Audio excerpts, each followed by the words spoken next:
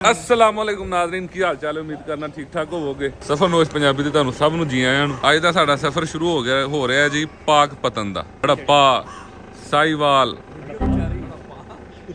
हाँ हड़प्पा साहिवाल दे बिल्कुल नाल है। साहिवाल दे नाल है, मरियमा दे नाल है जेड़ा ओ केरा तेरा केरा ते उथों उधर नू निकल रहे हैं। पाकपतन शरीफ जो दरबार है वो विजिट करांगे, मलका हंस विजिट करांगे तो साढ़े नाल जुड़े रहो।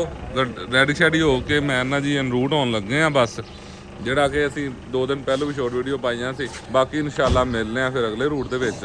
शेखपुरा नूं जिहड़ा ना गुड बाय कहण लगे हैं असीं। पाकपतन दा सफर हो रहा शुरू। शेखपुरा तो निकलने हुण असीं जिहड़ा शरकपुर मोटरवे ते मुल्तान मोटरवे ते ट्रैवल करते हुए जिहड़ा है असीं निकलांगे पाकपतन वास्ते। रास्ते दे विच जिहड़ी इंडस वैली सिविलाइजेशन है उन्होंने एक्सप्लोर करांगे। उहदे विच हड़प्पा दा जिहड़ा मकाम आंदा है, साहिवाल दे करीब जिहड़े कोई लोकल छावां आंदियां ने उहनूं कवर करांगे। उहदे नाल मलका हंस जिथे हीर रांझा ने हीर लिखी उहदे नाल बहुत सारियां छावां जिहड़ियां ने इंशाल्लाह कवर करांगे। लो जी भाईजान नाश्ते वास्ते बैठे हैं ते उमर भाई एक गल करन लगे सन। मैं कहता रो भी सोने लगी ढाड़ी सी ढाड़ी ते नाश्ता दा बड़ा इहतमाम कर लिया। उतों एक होर हुंदा कदर ढाड़ी आ गया, उहनूं बट कहंदे हां। वो आ गया आ गया ना उन्हें लवालमात पूरे हुण पावे शावे चापा, मतलब कि पूरा लूरा प्रोग्राम जी केरा तेरा के पूरा प्रोग्राम करा के पाया है। हुण आया सकून नाल ਉਹ ਬੱਟ ਸਾਹਿਬ ਉਹ ਬੱਟ ਆਇਆ। ਉਸ ਬੱਟ ਦੀ ਗੱਲ ਹੋ ਰਹੀ ਮੇਰੀ ਨਹੀਂ। ਕਹਿੰਦਾ ਗੁੱਡ ਮਾਰਨਿੰਗ ਕਰਕੇ ਨਾਲ ਹੀ ਛਪੜਨਾ। ਅਗਲੇ ਦਿਨ ਵੀ ਉਹਨੇ ਲਵਾਜ਼ਮਾਤ ਲਾਇਆ, ਨਾਲ ਹੀ ਕਹਿੰਦਾ ਗੁੱਡ ਮਾਰਨਿੰਗ, ਨਾਲ ਹੀ ਛਪੜਨਾ। ਉਹ ਤੀਜਾ ਦਿਨ ਜਦੋਂ ਆਇਆ ਤਾਂ ਜਦੋਂ ਲਵਾਜ਼ਮਾਤ ਲਾਇਆ ਨਾ ਦੇਖਣ ਦਿਆ ਹੁਣ ਕਿੱਧਰੋਂ ਆਇਆ। ਜਿਵੇਂ ਆਇਆ ਨਾ ਕਹਿੰਦਾ ਗੁੱਡ ਮਾਰਨਿੰਗ, ਕਹਿੰਦਾ ਓਏ ਹੱਥ ਪਰਾਂ ਕਰ ਲਾ, ਲਾਸਟ ਵਾਰਨਿੰਗ। ਲੋ ਵਾਰ ਸਾਹਿਬ ਲਾਸਟ ਵਾਰਨਿੰਗ ਨੇ ਮਾਰਨਿੰਗ ਘਰੇ 3 ਦਿਨ ਹੋਣੀ। Last warning. Wow. What the dog doing?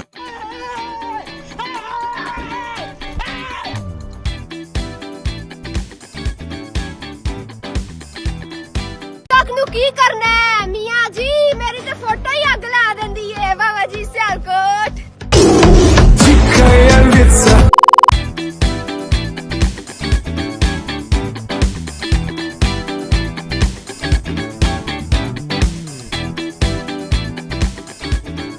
लो जी भाईजान असीं पहुंच चुके हैं इस टाइम हड़प्पा। गड्डी हो गई है पार्क और उस तो बाद जिहड़ा इस साइड ते तुहानूं जिहड़े सारे ने ना ਇਹ ਮਿਊਜ਼ੀਅਮ ਦੀ ਜਿਹੜੀ ਹੈ ਨਾ ਉਹ ਸਾਈਡ ਨਜ਼ਰ ਆਏਗੀ। ਇਹ ਇਹਨਾਂ ਨੇ ਸਾਡੀ ਗੱਡੀ ਪਾਰਕ ਕਰ ਲਈ, ਇਹਨਾਂ ਦੀ ਵੀ ਮਿਹਰਬਾਨੀ। ਹੁਣ ਇਹਨਾਂ ਦੀ ਜਿਹੜੀ ਰਹਿਨੁਮਾਈ ਦੇ ਨਾਲ ਭਾਈ ਉਹਦੀ ਤਾਬੇਦਾਰ ਸਾਜੀ, ਅਸੀਂ ਤੁਹਾਡੀ ਖਿਦਮਤਦਾਰ ਆ। ਕਿਆ ਜੀ, ਬੜੀ ਮਿਹਰਬਾਨੀ ਜੀ। ਅੰਦਰ ਬੜੋ ਨਹੀਂ ਅੱਛਾ ਅਸੀਂ ਕਾਲੀ ਦਫਾ ਆਏ ਆ। ਬੜੀ ਕੈਮਰਾ ਉਹਨੇ ਬਣਾ ਦੇਣਾ, ਉਸ ਤੋਂ ਬਾਅਦ ਜੋ ਮਰਜ਼ੀ। ਅੱਛਾ ਜੀ, ਪੱਕੀ ਗੱਲ ਹੈ। ਨਹੀਂ ਇਸਤੇਮਾਲ ਕਰਨ ਦਿੰਦੇ। ਲਓ ਜੀ ਭਾਈਜਾਨ ਉਹਨਾਂ ਦੇ ਅੰਦਰ ਮੋਬਾਈਲ ਨਹੀਂ ਇਸਤੇਮਾਲ ਹੋ ਸਕਦਾ। ਚਲੋ ਖੈਰ ਆਏ ਤੇ ਹੈ, ਦੇਖਦੇ ਹਾਂ ਆਪ ਇੰਜੋਏ ਕਰੀਏ।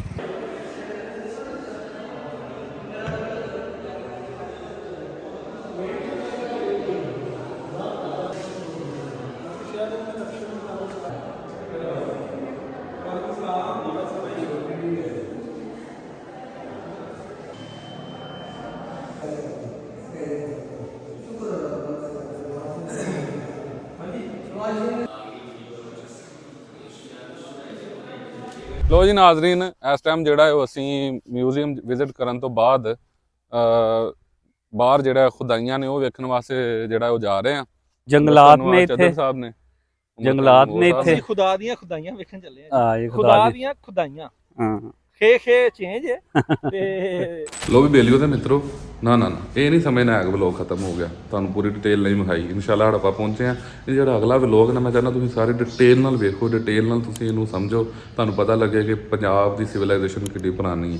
ਲੋ ਫਿਰ ਪੰਜਾਬੀਓ ਮਿਲਨੇ ਆ ਉਹ ਅਲੱਗਾ ਡਾਕੂਮੈਂਟਰੀ ਸਟਾਈਲ ਵਲੋਗ ਦੇ ਨਾਲ। ਹੁਣ ਸਫ਼ਰ ਸ਼ੁਰੂ ਹੋਏਗਾ ਪਾਕਪਤਨ ਦਾ ਵਲੋਗ ਵੀ ਪਾਉਂਦੇ ਆ ਤੇ ਉਸ ਤੋਂ ਬਾਅਦ ਹੜੱਪਾ ਦਾ ਡਾਕੂਮੈਂਟਰੀ ਵਲੋਗ ਆਏਗਾ।